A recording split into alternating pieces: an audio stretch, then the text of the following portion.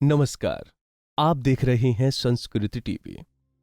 दोस्तों, कौरवों के सेनापति गुरु द्रोणाचार्य ने जब चक्रव्यूह की रचना की तो अभिमन्यु ने ही उसे भंग किया था और इस दौरान युद्ध करते हुए उनकी मृत्यु भी हो गई थी।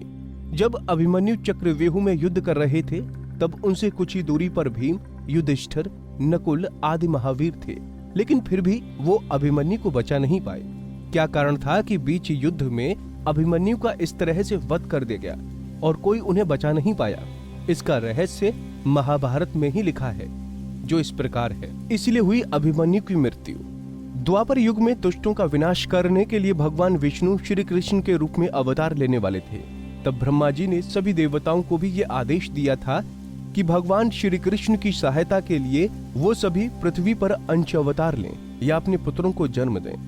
जब चंद्रमा ने सुना कि उनके पुत्र वर्चा को भी पृथ्वी पर जन्म लेने का आदेश मिला है तो उन्होंने ब्रह्मा के उस आदेश को मानने से इनकार कर दिया। साथ ही ये भी कह दिया कि उनका पुत्र वर्चा अवतार नहीं लेगा। तब सभी देवताओं ने चंद्रमा पर यह कहकर दबाव डाला कि धर्म की रक्षा करना सभी देवताओं का कर्तव्य ही नहीं, धर्म भी है। इस धर्म कार्य के लिए चंद्रमा अपने पुत्र को कैसे विमुख कर सकते हैं? देवताओं के दबाव डालने पर चंद्रमा विवश हो गए, लेकिन उन्होंने देवताओं के सामने शर्त रखी कि उनका पुत्र ज्यादा समय तक पृथ्वी पर नहीं रहेगा। साथ ही भगवान श्री कृष्ण के मित्र देवराज इंद्र के पुत्र अर्जुन के पुत्र अभिमन्यु के रूप में जन्म लेगा। देवता उनकी बात मान गए।